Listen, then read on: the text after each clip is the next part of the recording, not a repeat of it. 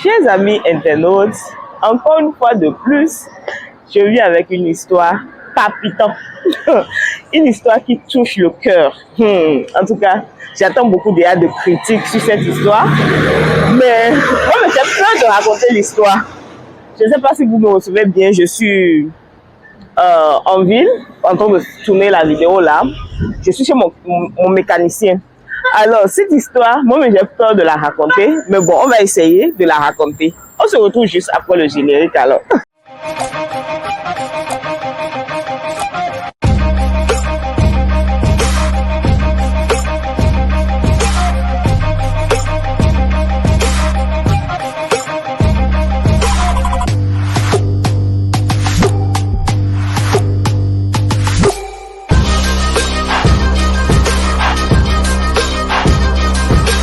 Bonjour chers amis internautes et encore une fois de plus, bienvenue dans Parlons de la diaspora. Si tu me découvres grâce à cette vidéo, mon nom c'est Lucrèce Messessi, je suis une passionnée de tout ce qui touche la vie de la diaspora. De quoi parlons-nous sur cette chaîne? Nous parlons de l'immigration, de la vie en Occident, de comment la diaspora africaine de l'Amérique du Nord arrive à s'intégrer et de comment réussir à investir en Afrique tout en restant à l'extérieur. Si toi aussi tu es intéressé par nos sujets, n'oublie pas de t'abonner à la chaîne, de partager. Alors, chers amis, je sais que vous m'attendez déjà, je vais aller droit au but. Alors, c'est un monsieur qui m'a contacté la dernière fois. Comme j'ai peur, quand je vous dis que j'ai peur de raconter l'histoire, vous ne me croyez pas, mais vous verrez maintenant, quand je vais rentrer dans le vif du sujet, vous verrez pourquoi j'ai peur de raconter l'histoire.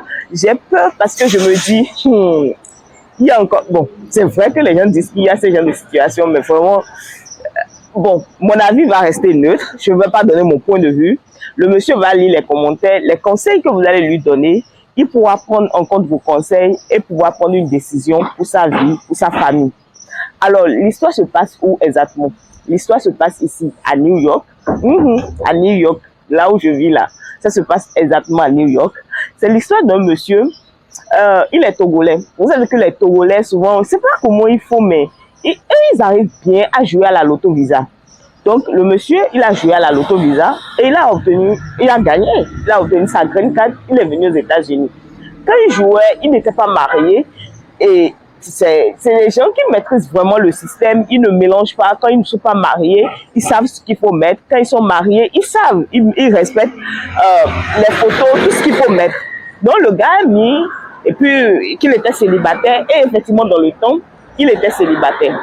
Donc, il a joué et puis il a gagné à sa Loto Visa. Il est venu ici. Il a commencé par se chercher, il a commencé par faire tout ce qu'il fallait faire. Donc, il ne pouvait pas rester comme ça sans sa copine, parce qu'il avait une copine. Ils n'étaient pas mariés, mais il avait une copine au pays.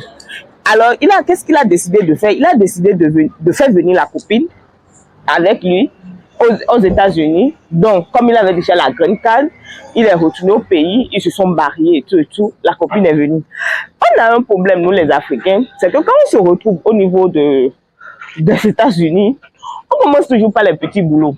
On ne fait pas de grands boulots ou des boulots qui vont nous permettre d'avoir facilement l'indépendance financière rapidement. On commence soit par les restaurants, les métiers de delivery, de taxi et tout.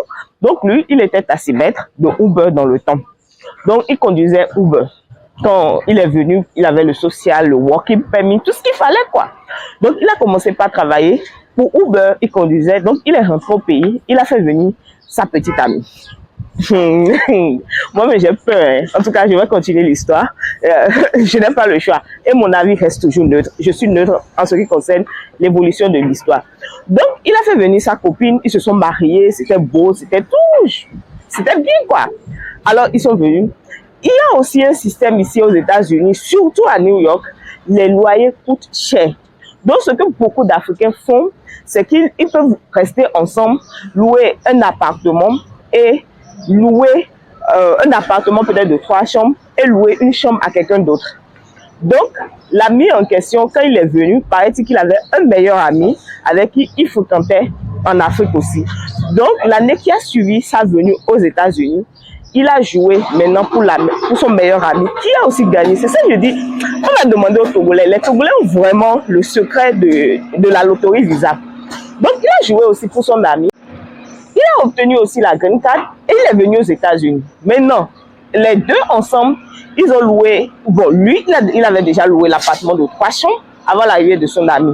Donc, à son ami maintenant, il a loué une chambre et à quelqu'un d'autre, il a loué une chambre. Donc, comme sa femme venait et qu'ils allaient fonder une famille, il a fait sortir la 3e personne, mais il a gardé son meilleur ami parce que c'est son meilleur ami, il se connaissait depuis le pays. Donc, il pouvait lui faire confiance. En tout cas, je continue l'histoire. Donc, il a fait venir sa copine. Donc, ils ont décidé de garder 2 chambres avec sa copine au cas où ils vont commencer par fonder leur famille. Ça ne le dérangeait pas et que la femme aussi va commencer par travailler bientôt. Donc, il y a une formation ici que beaucoup d'Africains font, la formation de home care ou de nursing. En tout cas, ça rentre dans tout ce qui est nursing.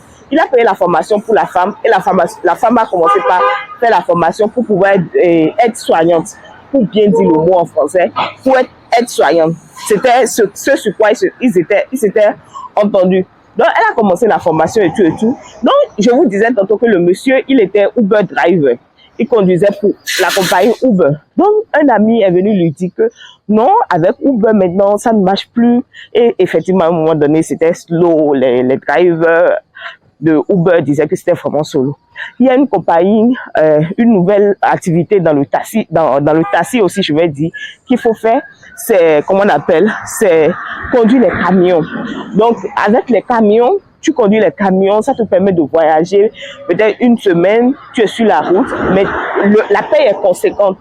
Donc, tu pourras bien t'en sortir et atteindre facilement tes objectifs. Le monsieur a dit, mais moi, j'ai une femme et je vais partir pour une semaine. Est-ce que ma femme sera d'accord? Donc, il a décidé d'en parler avec sa femme, de voir dans quelle mesure s'il peut faire cette formation. Parce que notons qu'il doit aussi payer quelque chose pour faire la formation. Donc, il a demandé à sa femme n'était pas d'accord. Il dit non, tu ne m'as pas mené dans ce pays pour me laisser partir une semaine sur la route, toi seule. Et en plus, c'est dangereux. On va fonder une famille, je veux mon mari. Et c'est normal. Elle aime son mari, vous voulez quoi? Donc, le monsieur a essayé de trouver les mots pour la convaincre. Comme quoi, ils n'ont qu'à essayer pour un temps, histoire d'économiser et de se lancer dans les affaires, dans les business et autres.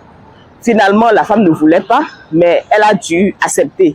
Le mari aussi, finalement, il a trouvé les mots pour la convaincre, quoi, vous voyez un peu. Donc, c'est comme ça que notre jeune monsieur est allé prendre son truc là, son permis de... J'ai oublié le nom. En tout cas, les camionneurs, ils ont un nom là. Il m'avait dit le nom, j'ai oublié. Il a pris le permis, il a commencé par travailler. Tout le temps, quand il est sur la route, la femme se plaint, tu n'es jamais à la maison, je suis seule. Mais finalement, c'est toi-même qui as accepté. Désolée, je ne sais pas ce qui se passe.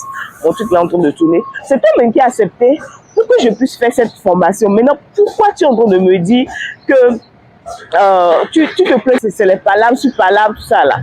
Alors, le monsieur fait tout. Quand il finit le boulot, il rentre, selon ses dires, hein, on n'a pas écouté la version de la dame en question. Donc, il rentre, il essaie de lui donner des cadeaux de temps en temps, histoire de l'apaiser. Parce que pour lui, la paye est vraiment conséquente. Donc, il voulait faire ça histoire d'avoir un peu d'économie et être en mesure de commencer son nouveau business. C'était son intention. Donc, il part, il revient, il part, il revient. Donc, un jour, fortuitement, il est parti pour une semaine. Donc, madame a accepté et il devait partir parce qu'il faut voyager entre des États. Tu peux quitter New York et aller livrer quelque chose, par exemple, à Ohio, des trucs comme ça. Donc, il faut voyager dans les États. Donc, le bon monsieur est parti et il devait aller, ils ont un siège, je ne me rappelle plus trop de la partie là, mais je sais qu'ils ont un siège où il devait prendre maintenant le camion et commencer le travail. Donc, il a un ami qui lui dit maintenant, oh, mon frère, on vient de m'appeler au pays pour une urgence et je dois forcément rentrer. J'aimerais que la semaine prochaine, est-ce que c'est possible que je travaille pour toi cette semaine? Donc, toi, tu rentres chez toi et la semaine prochaine, tu vas travailler pour moi. Donc, ils vont switch, comme on le dit. Je travaille pour toi, après toi, tu viens travailler pour moi. Il a dit, ok, bon, c'est bon, ça tombe bien, parce que quand je quittais la maison encore aujourd'hui, madame était fâchée, tout ça là. Donc, on pourra passer une semaine que tu vas prendre pour travailler pour moi, je vais rester à la maison, l'aider, tout ça là. On pourra passer le temps ensemble. Et l'ami était d'accord. Donc, le bon monsieur a dit, ah, je vais faire la surprise à ma femme. C'est la partie du suspense là. Je vais faire la surprise à ma femme, je vais rentrer et on pourra passer le temps ensemble. Il sonnait parce qu'il avait quitté la maison dans l'après-midi. Donc, il sonnait déjà 22 heures quand il était rentré. Donc, quand il était rentré, son ami vivait dans la maison avec eux. Donc, quand il était rentré, il a commencé par entendre, il entendait des bruits vous comprenez, non? Donc, quand il entendait ça, il se disait, oh, mon ami, tu as encore ramené une femme à la maison aujourd'hui. Mais bon, il veut passer du bon temps. Lui, il ne va rien lui dire. Donc, il a décidé de rentrer maintenant dans sa chambre. Ce qu'il avait comme nourriture qu'il voulait manger, il a mis ça dans le frigo, tout et tout.